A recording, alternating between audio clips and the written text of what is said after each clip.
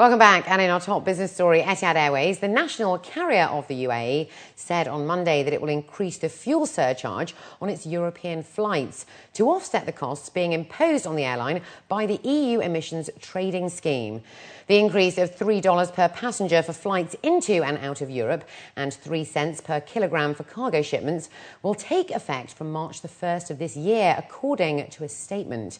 The EU ETS imposes a limit on carbon dioxide emissions for flights operating to and from EU airports, effective from January the 1st, 2012. Its aim is to mitigate the impact of climate change on aviation. Each airline is allowed to emit some carbon dioxide for free each year, but they will have to buy carbon credits from other airlines or industries if they exceed their allowance. Abu Dhabi's 5 banks have reported a boost of net profits by 50% for 2011 through rebounding credit and lower loss provisions. The 5 banks include Abu Dhabi Commercial Bank, National Bank of Abu Dhabi, Union National Bank, First Gulf Bank and Abu Dhabi Islamic Bank.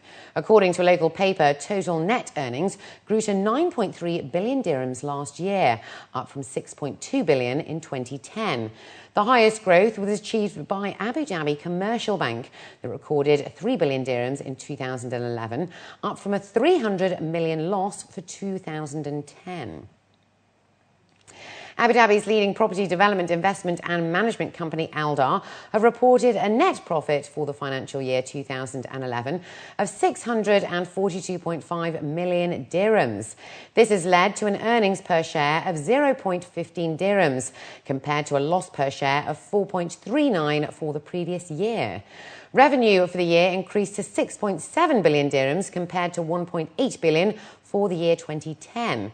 The company recognised 5.43 billion for the sale of land plots, completed residential units and project management fees.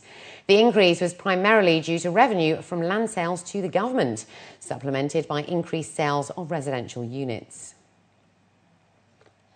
Abu Dhabi National Hotels PJSC also announced its financial results for the year ending the 31st of December 2011.